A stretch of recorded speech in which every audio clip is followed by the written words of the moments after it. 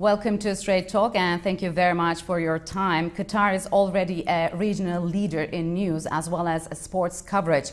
This new mega project promises the best possible facilities and incentives for international media organizations, and we understand that it has already secured significant interest from media outlets. Tell us what inspired you to come up with such an ambitious plan, and why now? Well, thank you first of all for having me on your show. This is actually our first interview talking about Qatar Media City for many reasons. Qatar has a history in media, a history that started with radio and TV in the 60s, that was built and established for the purpose of the government, to reach the information to the people. And in the 80s and 90s, which I call phase two, a huge shift happened. Columnists that are thinkers, that are academics, started writing in our newspapers their opinion on government laws, on regulation, and so on. And we did not react. We then realized, and the people realized, that media is a platform for people, for citizens, to voice their opinion. So that's what I call phase two.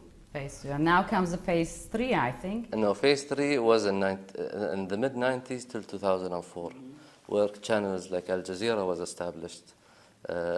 You had two other local channels established, one in sports, Al Qas TV, which has more viewers outside Qatar than inside Qatar. We have a cultural channel, Al Rayyan TV, which was also established. Al Jazeera moved from just an Arabic into an English, into dozens of channels and languages. But you say Qatar has a history in media, and you talked about the phases. But when we look at it, this decision has been taken and announced during this diplomatic crisis. Is this a reaction? Well, see, first of all, Media City as a project was researched in 2005.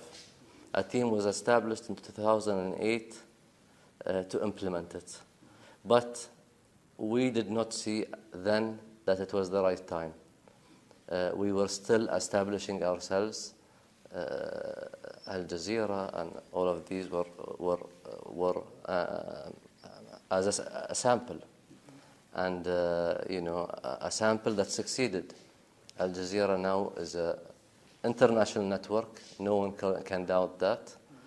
And this international network was established by the independent journalists that worked in it. They had the space and the creativity to do their own shows, to do their own discussions. And as you know, the logo of Al Jazeera is, the different opinions. Mm-hmm. So when do you plan on opening the Qatar Media City? So just to go back, the ambition behind this project is an inspiration is from an ambitious leader, and that is His Highness. He asked to initiate this project in 2017, and we did it because we thought it was the right time. Now, to answer your question, is this a reaction? In the last 2 years, we have not just done this project, we have established the Free Zone Authority, which is in the works. We have established and kept on developing our labor laws for human rights.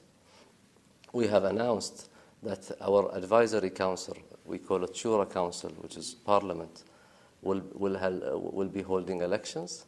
So in the last 2 years, this was not the only decision. Rather than see it as a reaction, see it as us moving forward, rather than just sitting, pausing, and waiting until this crisis is over. The crisis is behind us. We are moving forward. Our bilateral relationships are strengthening. We are a respected economic investor worldwide, whether you ask banks, businesses, countries. So do you think the blockade will end soon? This is something they started. This is something they can end. As I said before, and maybe I can clear it up more, this crisis is not the first. We've been through crises since the 80s. I will give you an answer on behalf of the generations of Qatari officials that have dealt with different crises since the 80s until today, that Qatar is not an easy target. We are an independent country. We are not a follower. We have our own leader that we follow, which is His Highness. We are an independent country, and we build our bilateral relations on mutual respect. We do believe in dialogue, as we ourselves have been mediators for different matters throughout the region and beyond. So if we get back to the blockading countries, how will you attract the media outlets currently there, and how this will benefit Qatar locally? Well, see, we already have almost 33, if I'm not mistaken, agreements between media outlets and media technology-based outlets. Let me explain to you one thing. Think of Qatar Media City as 3 categories: TV channels, publications, and social media. Now, to me personally, social media is the upcoming new media. That is a part that we will focus on. I will give you an example exclusively. We will have, for example, small studios that any blogger or social media influencer can come. He will have everything he needs in front of him for free. He can film his YouTube video. He can edit them and that sort of thing. So you will provide them with more facilities and opportunities. We will provide them with the latest technologies in media in exchange for social media, in exchange for these influencers to come and give a lecture in one of our universities, to come like Qatar University, which has a huge media department, like Northwestern University campus, which is an American university. So with this project, Qatar wants to become a hub of freedom of speech and freedom of expression. Well, see, our attraction point is that we will have no editorial limits. We will have a code of ethics. Now, this code of ethics, to simply explain it to you, is basically we, trust that those media outlets that come here are responsible for what they say, are responsible for their actions. We will not have any limitations on that sort. And the code of ethics is basically built on responsible media. And for example, if a report comes out of a media outlet out of Doha, and this report upset one of the countries, here in Qatar, they cannot take them to court. Okay. They will be taken. They can go to the home or the headquarters and in their countries. So we will not have any dispute on the editorial side.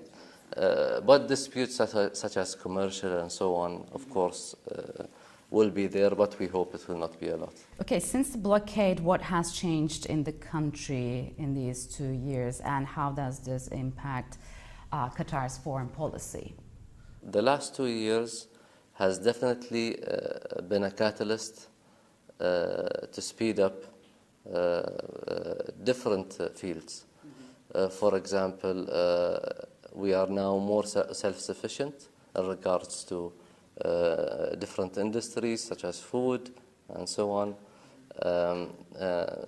Of course, cutting off the borders and being that those countries, most of our food and medicine used to come from them, we've dealt with it swiftly. And as you see today, people are living their lives normally. Nothing has really changed. No increase in prices. I think the crisis has been more positive to us than it was before. Negative. So Qatar and Turkey enjoy great relations, and they have improved since this blockade. What do you say of the bilateral ties, and are we hoping to see more Qatari projects and investments in Turkey? Well, see, Qatar and Turkey's relationship, I would consider it as a strategic relationship, a friendship, based on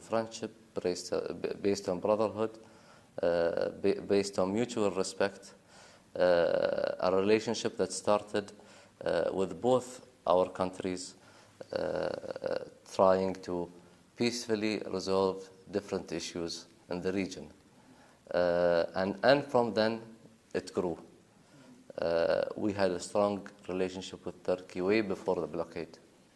That relationship only became stronger now, and is continuing to become stronger day by day. Now, in regards to Turkish exports, if I'm not mistaken, it tripled during the last 3 years. We have invested more recently around $15 billion. There are future investments in Turkey. So investments will continue. Turkey, no doubt, Turkey's economy, no doubt, is a strong economy. I think no one can doubt that here or around the world. So we believe in Turkey's economy, and that is what our main purpose in investing in its economy. Sir, thank you very much for your time. Thank you very much for having me.